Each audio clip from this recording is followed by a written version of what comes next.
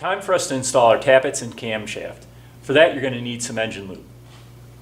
All right, so we want to make sure that our engine is at top dead center.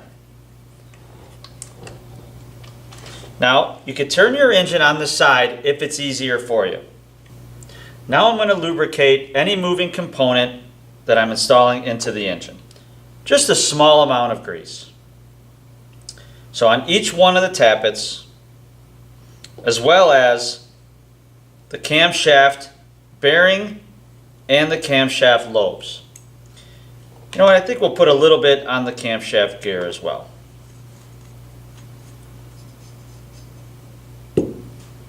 Now we're going to install our tappets into the engine block in the tappet bores.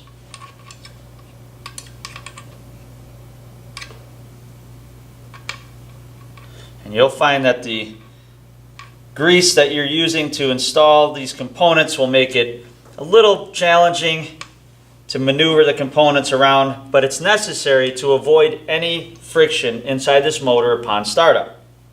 Isn't that the #1 killer of engines? It is. Heat and friction are the #1 causes for premature engine failure.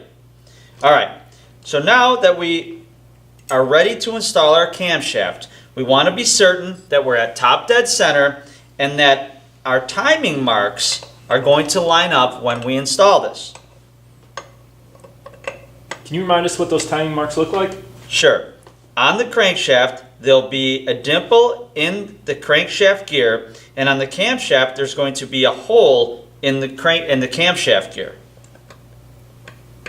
Now, you may have to rotate the engine slightly in order to get the camshaft to drop into place.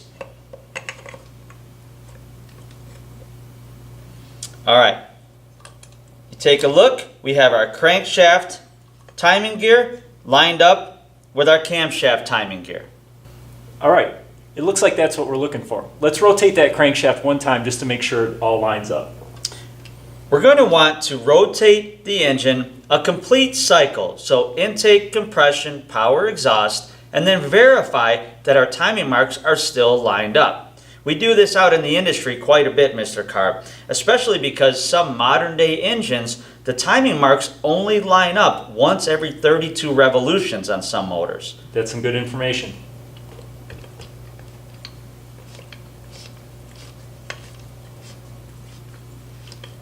Okay, that was our intake compression. That's our power. And coming back up to top dead center is going to be the top of our exhaust stroke. And once again, our timing marks are lined up. All right, that's a perfect match. Now make sure your instructor checks it before you go to the next step.